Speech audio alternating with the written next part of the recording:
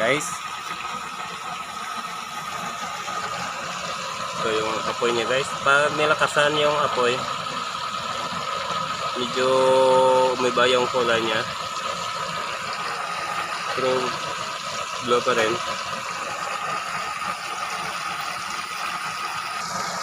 Ayan guys, namumula na. Ganyan lang yung patak-patak niya guys. Oh. Ayan.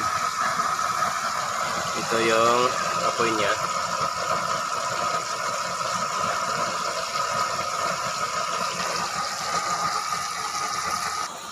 Mayroon pa pala akong lulutuin guys.